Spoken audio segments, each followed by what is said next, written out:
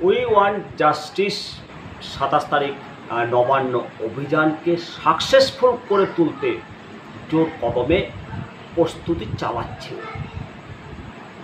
আর এই 27 তারিখ নবান্ন অভিযানে মানে পা মেলাতে চলছেন। দেখো, এতে লেখা আছে সংগ্রামী যৌথ মঞ্চ,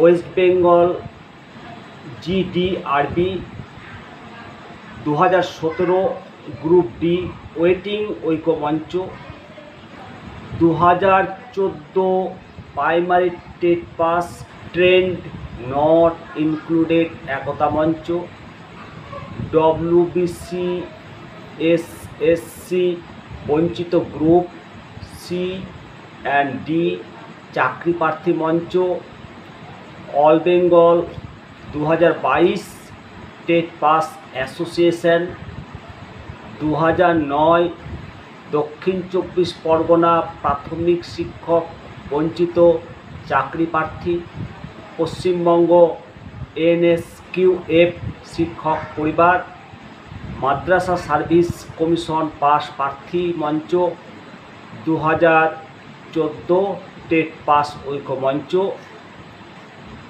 জমায়েত হাওড়া স্টেশন বেলা 1টা।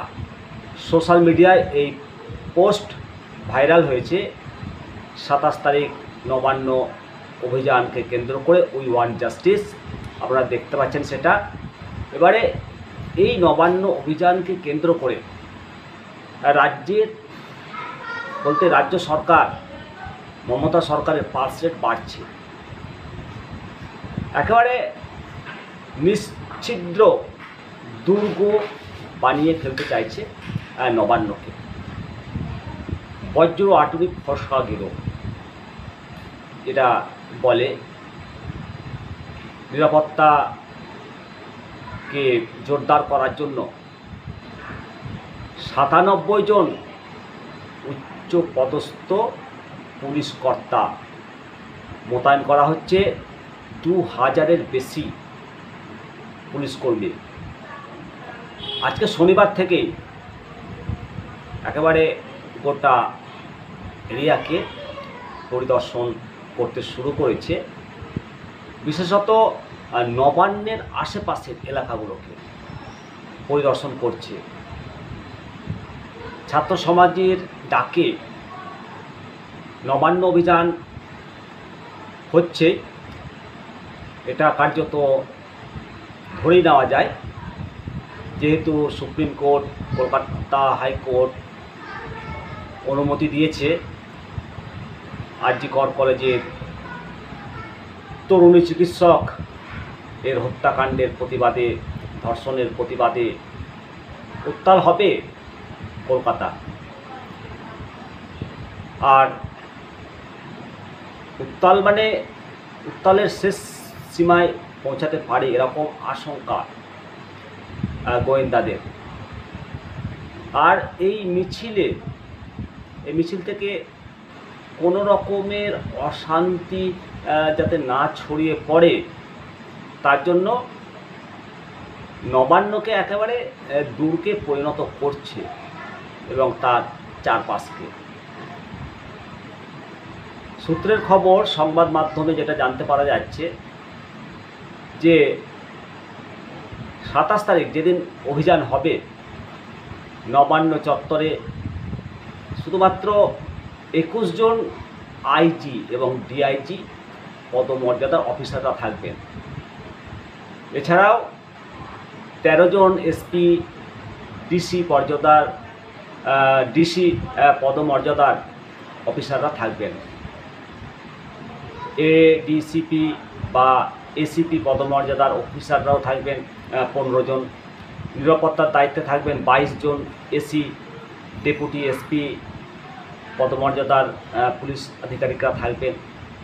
এছাড়াও 26 জন ইন্সপেক্টর পদমর্যাদার অফিসার থাকবেন, আর 2000-এর বেশি কনস্টেবল থাকবেন। মূলত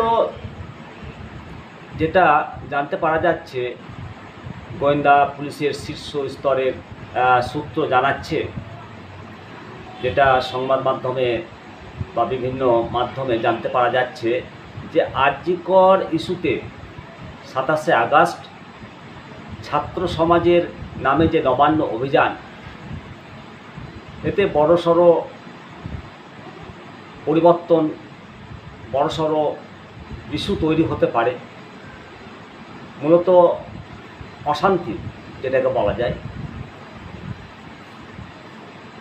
আর এই আন্দোলনে, ছাত্র সমাজের আন্দোলনের পিছনে বিজেপি বা বিভিন্ন রাজনৈতিক দলগুলো যোগ দিচ্ছে, এটা পরিষ্কার। বিভিন্ন রাজনৈতিক ব্যানার না থাকলেও জাতীয় পতাকা নিয়ে রাজনৈতিক দলের কর্মী সমর্থকরা এতে যোগদান করবে। আর তাতেই সতর্কতামূলক পদক্ষেপ রাজ্য নিচ্ছে। 27 তারিখ গোটা পশ্চিমবঙ্গ সহ গোটা ভারতবাসী এবং গোটা বিশ্বের নজর থাকবে। আবার একদিকে আর্থিক দুর্নীতিতে সন্দীপের বিরুদ্ধে এফআইআর হয়েছে সিবিআইয়ের। গ্রেপ্তারি সময়ের অপেক্ষা পর্যন্ত অপেক্ষা করতেই হবে। কলকাতা হাইকোর্টের নির্দেশে নিজাম প্যালেসে সিবিআই দপ্তরে যাবতীয় নথিপত্র হস্তান্তর করে দিয়েছে সিট। এর ফলে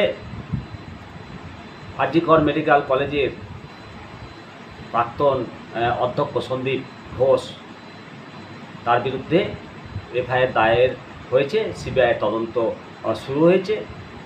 তাকে এবার গ্রেপ্তার করবে এই প্রশ্ন উঠছে। আলিপুর আদালতে নথিপত্র জমা উঠেছে। এখন দেখার যে তদন্ত কোন দিকে এগায়। এর মধ্যেই 21শে আগস্ট কলকাতা হাইকোর্টের দ্বারস্থ হয়েছিলেন প্রাক্তন সহকর্মী আক্তার আলী। উনি সন্দীপের বিরুদ্ধে ইডি তদন্ত চেয়ে মামলা করেছেন। রাজ্যবাসী তথা গোটা ভারতবাসী সকলেই চাইছেন উই ওয়ান্ট জাস্টিস। এমত অবস্থায় হাইকোর্টের বিচারপতি রাজশ্রী ভরদ্বাজ সিবিআই তদন্তের নির্দেশ দিয়েছেন। শনিবার সকাল 10টার মধ্যে সমস্ত নথিপত্র কেন্দ্রীয় সংস্থার হাতে তুলে দিতে হবে। কলকাতা পুলিশের স্পেশাল ইনভেস্টিগেশন টিম, যেটাকে সিট বলা হয়, সেই মোতাবেক নথি হস্তান্তরিত হয়েছে। এফআইআর দায়ের করার পর এবার তদন্ত শুরু হয়েছে। এখন দেখা যাক মামলা কোন দিকে ঘুরে। অবশ্যই আপনারা মতামত দেবেন। আপনাদের সঙ্গে নিত্য দর্শন, আমি শিবরাম। ভালো থাকুন, সুস্থ থাকুন।